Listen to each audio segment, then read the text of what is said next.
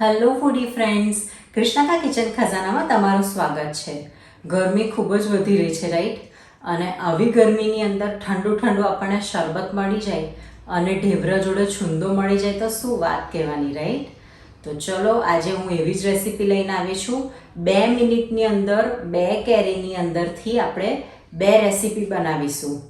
તો ચલો, આપણે એની ફટાફટ રેસીપી જોઈ લઈશું. જો તમને મારા વિડીયોઝ પસંદ આવતા હોય તો લાઈક કરો, શેર કરો અને સબસ્ક્રાઈબ કરો. તો અત્યારે આપણે તોતાપુરી કેરી લીધી છે. તોતાપુરી કેરી ધોઈને પ્રોપર ક્લીન કરી દીધી છે. તો તોતાપુરી કેરી એ બીજી બધી કેરી કરતાં ઓછી ખાટી હોય છે, એટલે આપણે ગળ પણ ઓછું ઉમેરવું પડે છે. હવે આપણે એને છોલી લઈશું.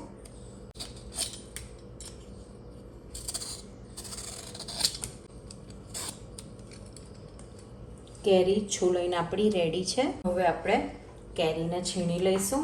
આપણે અત્યારે નાની જે છીણી આવે છે એ છીણીથી છીણીશું. જે મોટી છીણી આવે છે એમાં અત્યારે આપણે ઇન્સ્ટન્ટ બનાવીએ છીએ છુંદો, તો એમાં પ્રોપર ટેસ્ટ નહીં આવે, એટલે આપણે અત્યારે આવી રીતના ઝીણી છીણીથી છીણી લઈશું. તમે નાની કટકી પણ કરી શકો છો, પણ એમાં એકદમ ઝીણી ઝીણી પાતળી ચીરી કરી અને એને કટ કરવાની હોય છે. તો ઇઝી વેમાં આપણે એને અત્યારે છીણી લઈએ છીએ. કેરી છીણીને રેડી છે. હવે અંદર એડ કરીશું મીઠું. તમે જો ફરાળમાં ઉપવાસમાં ખાવા માંગતા હોય તો આની અંદર સિંધવ મીઠું એડ કરો, તો તમે ઉપવાસમાં પણ એને ખાઈ શકો છો. હવે કેરી અને મીઠુંને પ્રોપર એક વખત આપણે મિક્સ કરી લઈશું.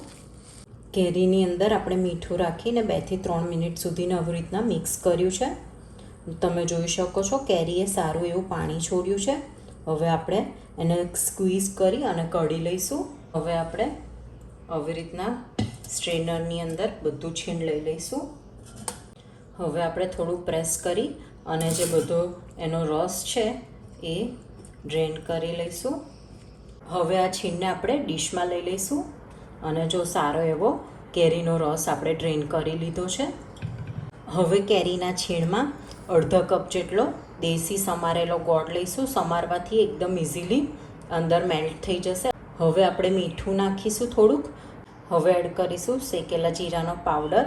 તમે આની જગ્યાએ ધાણા જીરું પણ એડ કરી શકો છો, પણ જે એકલું જીરું આપણે શેકીને અંદર એનો ભૂકો કરીને એડ કરીશું તો એનો ટેસ્ટ ખૂબ જ સરસ આવશે, એટલે અત્યારે મેં શેકેલા જીરાનો પાવડર લીધેલો છે. હવે અંદર એડ કરીશું કશ્મીરી લાલ મરચું. હવે મિક્સ કરી લઈશું.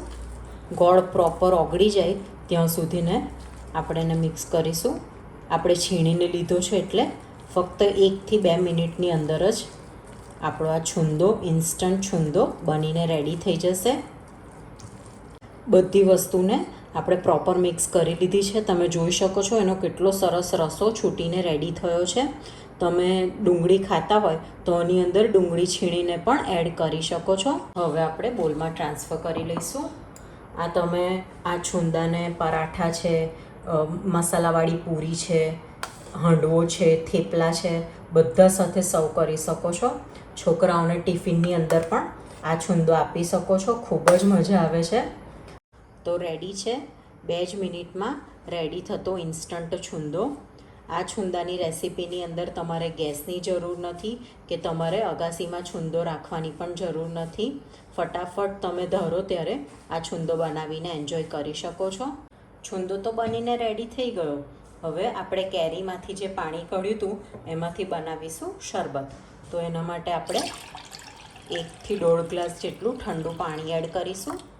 હવે અંદર એડ કરીશું દળેલી ખાંડ. તમે જેવી રીતના ગળપણ ખાતા હોય એ પ્લસ માઇનસ તમે કરી શકો છો. એડ કરીશું શેકેલા જીરાનો પાવડર. થોડુંક મીઠું એડ કરીશું. આપણે જ્યારે કેરીને છીણી ત્યારે અંદર મીઠું નાખ્યું છે, પણ આપણે પાણી અંદર એડ કરેલું છે, એથી થોડુંક ડાયલ્યુટ થઈ જશે, એટલે આપણે સ્લાઇટ જ મીઠું એડ કરીશું. હવે હાથેથી રફલી ક્રશ કરેલા ફુદીનાના પત્તા લઈશું. ખૂબ જ સરસ એની રિફ્રેશિંગ ફ્લેવર આવે છે. હવે બધી વસ્તુને મિક્સ કરી લઈશું. સરસ મિક્સ થઈ ગયું છે. સર્વ કરી લઈશું. તો રેડી છે ગરમીમાં ઠંડક આપે એવું કાચી કેરીનું શરબત અને એકદમ ચટાકેદાર ટેસ્ટી રસાવાળો ઇન્સ્ટન્ટ છુંદો. તો ફ્રેન્ડ્સ, આ ગરમીની સિઝનની અંદર ચોક્કસ તમે આ બે રેસીપી ટ્રાય કરો, ખાઓ, ખિલાઓ ઓર ખુશ રહો.